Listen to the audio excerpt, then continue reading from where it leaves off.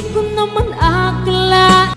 Narito tayo ngayon upang matunghayan ang napakainit, nagbabaga at talaga namang usap-usapan at maraming pinaka-inaabangan na issue ni Ate Erica. Sa pagpapatuloy ng ating istorya ay nalaman nga na kaya palang malis si Ate Erica sa Kalingap. Ito ay dahil gusto na nilang magdirekta sa mga sponsors at ayaw na nilang padaanin ng pera sa mga Kalingap na nagpasikat kay Ate Erica. Hanggang ngayon, si Silamay po. Siya po ang nagbabudget ng gastusin sa bahay kasi po yung nanay naman po niya, talo-talon po niyan. Okay. Parang nagbaliktad po ang mundo. Yung nanay naging anak, yung anak ang naging ina. Pero lawas Hindi naman baga po sa... Hindi na iba-vlog ng Kalingap yan. Wala na. So, Nag-ano sila ay, kumbaga sa ano kumbaga sa ano, yung nagdirekta sa sponsor. Bawal sa Kalingap yun, na magdirect sa sponsor. Paano kung ayawan siya ni Jun paano na? Kung halimbawa ay ayawan na siya. Yun po ang di ko alam po. Na. Kasi nito nga pong naglipat po sila, wala na po kaming balita. Kasi wala na ditong Erica na po. Wala na po kami pakialam sa kanila. Ayaw na din po ni Papa. Hindi na pa si Erica dito? Sila May? Oo, di na po. Ilang buwan na? Tagal na po, mag-ano na. Ang December pa, ilang buwan na?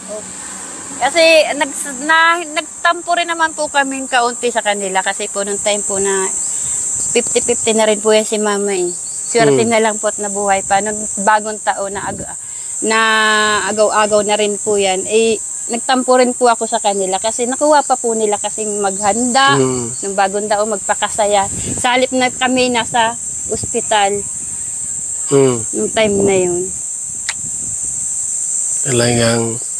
Hindi naman baga po sa... Kuya Bal, grabe, nasabon mo ako doon na naiingit.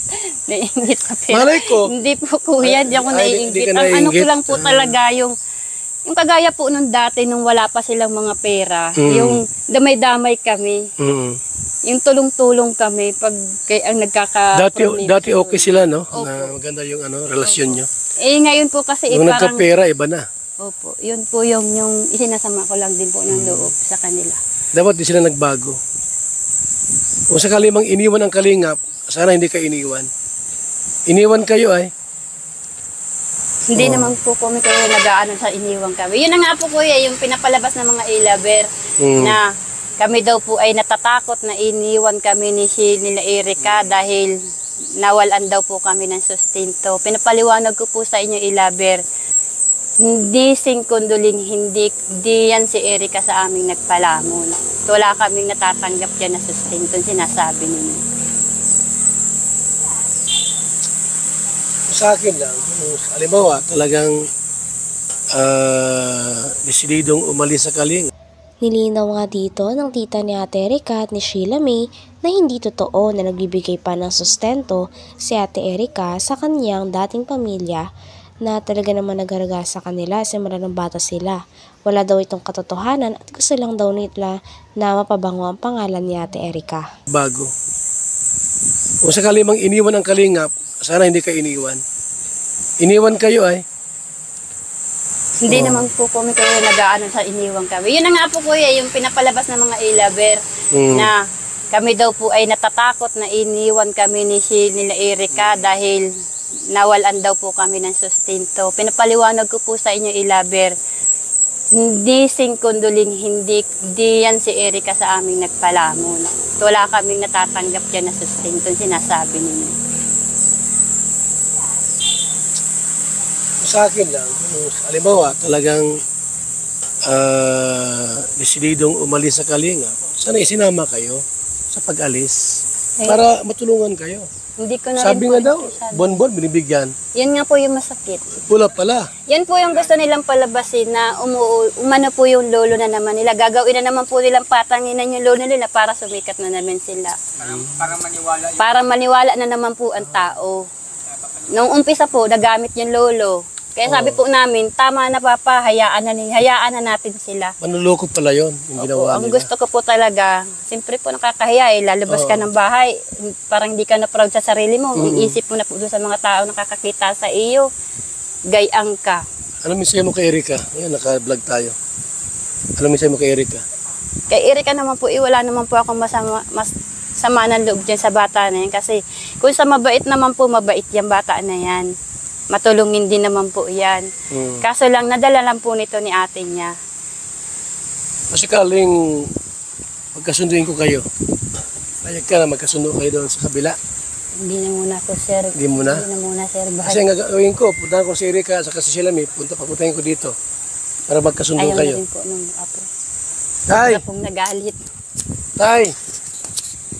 Tay! Kung sakali tay na puntahan ko sila Erika, sila may para magkasundo kayo, payag ka? Ay, hindi na po, hindi na po. Umitawan ko na po sila. Yung ginawa sa akin ng ganyan ay arang nila, pastangan nila ko ay. Ganun ba? Mali masugat mo tay ah. Ha? Hintay lang ang panahon. Pag nagbago sila, pero wala na sa akin. Bakit ay parang masamang lubos sa papo mo? Ikaw na magsasabihan ng mukhang kwarta, ganyan. Aba, anong kwarta ang bigay sa akin? At sasabihin nila, Siya may sabi mo kang kwarta ka. si Silam eh. Mukhang kwarta ka daw? Itong tanda kong ito, sabihin ako ng ganyan. Walang kaugali. Grabe naman. Hindi dapat. Dito nga ay makikita talaga na galit na ang lolo nila Ate Erika dahil sa kalapastanganan daw na ginawa nila sa lolo nila. Ang lolo daw kasi at lola nila nagpalaki kay Ate Erika at sa kapatid niya. Kaya talaga nagagalit ang lolo nila na nag-iba ang ugali nila at pinapahiya nila ang kanilang pamilya. Ha? Hintay lang ang panahon. Pag nagbago sila, pero wala na sa akin. Bakit ay parang masamang lubos sa papo mo? Ikaw na magsasabihan ng mukhang kwarta, ganyan. Aba, anong kwarta ang bigay sa akin? At sasabihin nila, Siya may sabi mo kang kwarta ka. si Silam eh. Mukhang kwarta ka daw? Itong tanda kong ito, sabihin ako ng ganyan. Walang kaugali. Grabe naman. Hindi dapat bilang isang apo, wag magsalita ng ganon. Sa lulo na sabihan mukhang pera. Saan sila nang galing? Sa amin. Nagpalaki. Kami nagparal, kami nagpalaki kanila.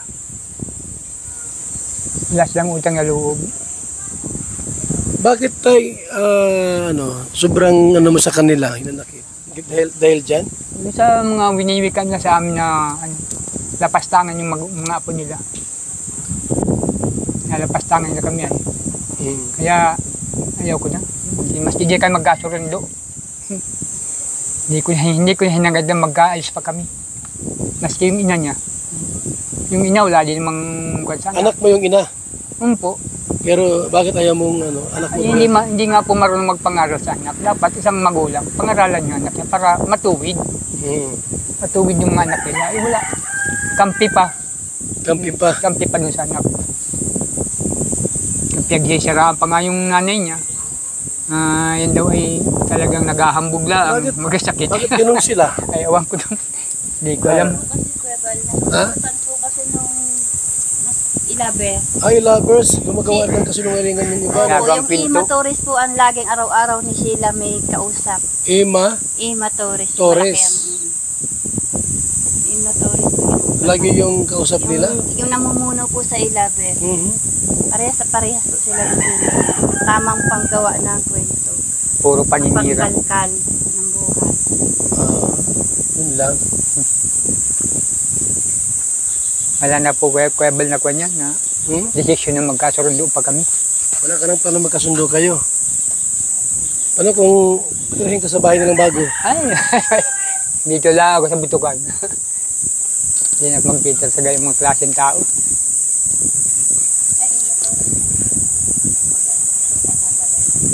Sino yung iba pangalan binanggit mo? Yung mga pala po yung suicide mo. Sino? Malakayang bibig.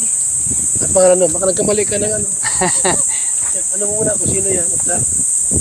Para ma-check natin yung mga grupo. Hanggang dito na lamang muna ang ating napakainit, nagbabaga at talaga namang pinakausap-usapan na issue ni Ate Erica.